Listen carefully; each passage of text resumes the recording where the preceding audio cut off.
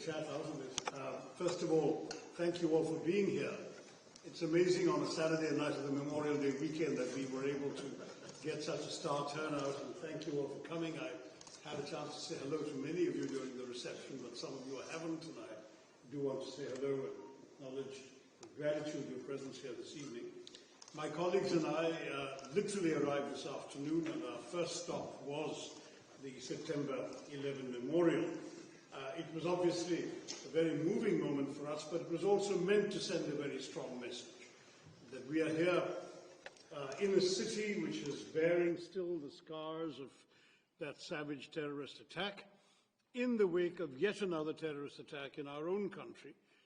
Unlike the US, I'm afraid we've had to endure a very much larger number of terrorist attacks in India.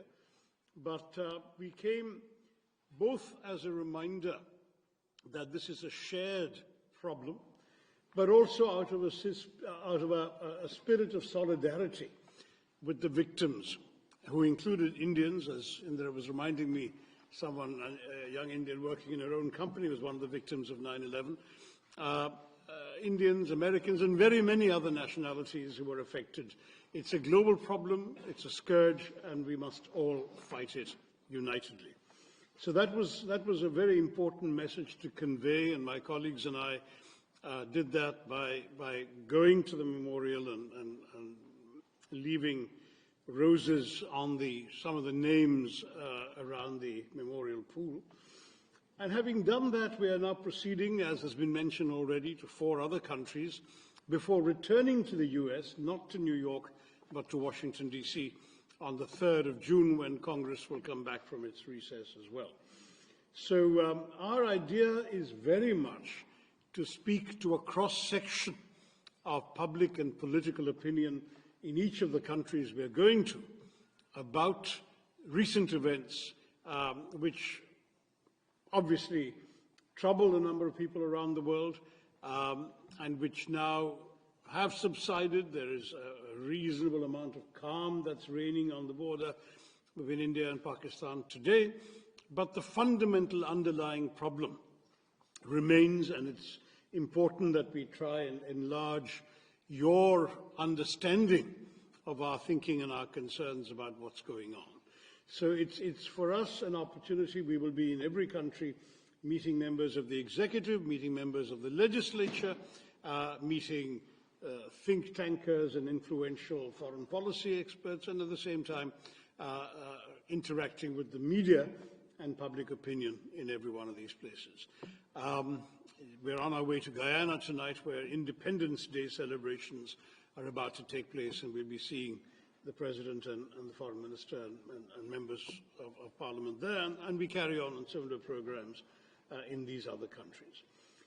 Vinay had asked me to say a few words about what happened.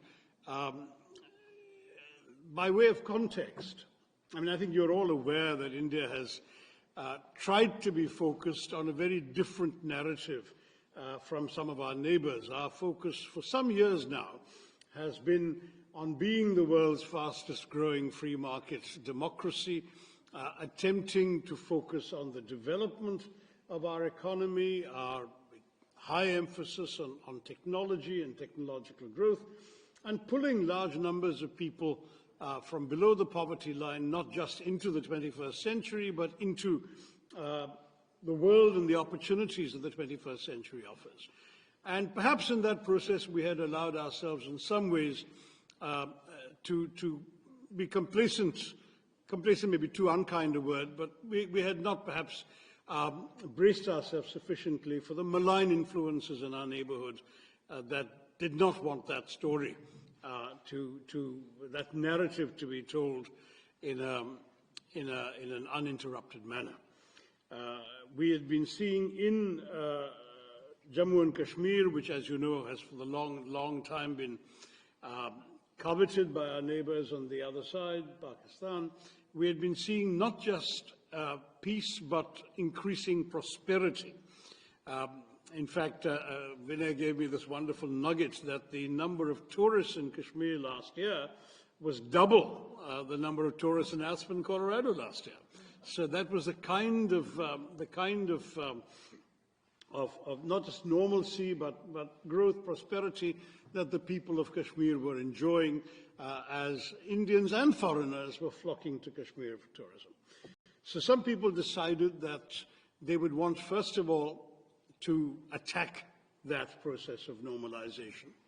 Second, to undermine the overall Indian narrative as well as the prosperity of the people of Kashmir. Third, by doing so in an atrocious manner, that is, it was not just a terrorist attack of somebody indiscriminately blowing up people with a bomb, it was a bunch of people going around identifying the religion of the people before them and killing them on that basis, which was clearly intended to provoke a backlash in the rest of India, since the victims were overwhelmingly Hindu. In fact, 26 people died, 25 Indians and 1 Nepalese, and the Nepalese happened, of course, didn't get a chance to say he was Nepalese, but he was a Hindu, so he would have probably been killed anyway. And quite astonishingly, one person who wasn't killed was a Hindu professor who happened to be able to recite the Kalima, the first verse of the Quran, and therefore was not shot, which is a very interesting message. And it was very, very clearly, I mean, for us it was not that there was any doubt about the motives of these people, but it was particularly driven home. In many cases, the husband was shot and the wife was told to convey the message back that he was shot for his faith. And I'm very proud as an Indian to say that that did not happen, that there was no backlash, that Indians held together unitedly in the face of this atrocity. The Kashmiris, who are overwhelmingly Muslim, as you know, were not just completely distraught by what happened, but there was public rejection of this. The next day, the entire state downed its shutters. There was a public observance of support and solidarity for the victims. The state assembly as well, all shades of political opinion. One of the victims, I should have added, was a Kashmiri Muslim pony operator who attempted not just to save the lives of his customers, but to snatch the Kalashnikov of one of the killers, and it was turned against him.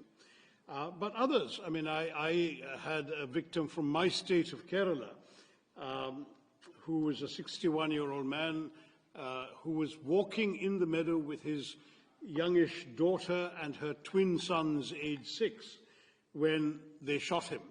And I went to his home and called on his widow and his daughter and grandchildren. And it was very, very moving when this girl said that though she lost her father that day, she found 2 brothers.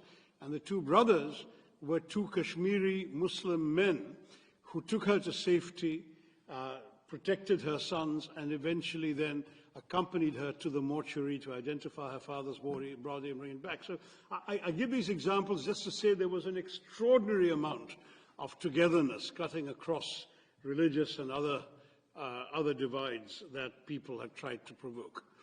But the message was very clear, that there was a malign intent that I've just spelled out for you. And India, sadly, had no reason to doubt where it came from, because within 1 hour of the atrocity, a group called the Resistance Front had claimed credit. The Resistance Front was known for some years to be a frontal organization of the banned, proscribed Lashkar-e-Taiba, which is on the US designated terror list as well as the UN sanctions committees. And India had gone to the UN Sanctions Committee with information about the Resistance Front in 2023 and in 24, and now sadly it had acted in 25. They repeated their claim the next day until, of course, global condemnation, I think, woke their handlers up to the dangers as represented, and then they deleted their claim on the 3rd day. But by then, the claim had been made, recorded, registered, and reported. And for us, therefore, the culpability lay not just with the 5 4 or 5, we're not 100% sure, evil killers who came to Pahalgam and did this atrocity, but also with those who had sent them, financed them, equipped them, trained them, guided them into doing this. And since we knew where Lashkar-e-Toiba is headquartered, it has its not just a safe haven, but a rather generous 200-acre campus in a city in the heartland of Pakistani Punjab. We also knew where the responsibility lay. Sadly, Pakistan chose to follow its usual path of denial. In fact, Pakistan, with the help of China, succeeded in removing a reference to the resistance front from the resolution of condemnation that was drafted in the Security Council, the press statement actually, not resolution, in the Security Council of the UN 2 days later. But though the name was not mentioned, it was, as I said, a matter of public record, and we knew what was happening. India replied immediately that we would not let this go unanswered. I don't work for the government. As you know, I work for an opposition party, but I myself authored an op-ed in one of India's leading papers, the Indian Express, within a couple of days, saying the time had come to hit hard but hit smart. And I'm pleased to say that's exactly what India did. On the night of the 6th, 7th of May, it was 6th here, it was 7th for us, at 1:05 in the morning, a time chosen deliberately to avoid any risk of too many civilians wandering about or any collateral damage, very precise and calibrated strikes took place on 9 specific known terrorist bases, headquarters and launch pads. Those included those of the Lashkar-e-Toiba in a place called Muridke, those of the Jaish-e-Mohammed, the organization that is responsible, amongst other things, for the murder of Daniel Pearl, some of you knew in New York, and others, Jaish-e-Mohammed in Bahawalpur, and in Muzaffarabad, which is in Pakistan, the Pakistani-occupied part of Kashmir, there were no less than 3 different terror organizations which had their bases there, Harkatul Ansar, Harkatul Mujahideen, others. And so India sent a clear message, number one, that it was not going to take terror lying down, it would answer, but equally that by delivering very precisely calculated, calibrated strikes on very specific targets, it was also sending a message that this was not meant to be the opening salvo in a protracted war, but just an act of retribution, that we were prepared to stop with that act.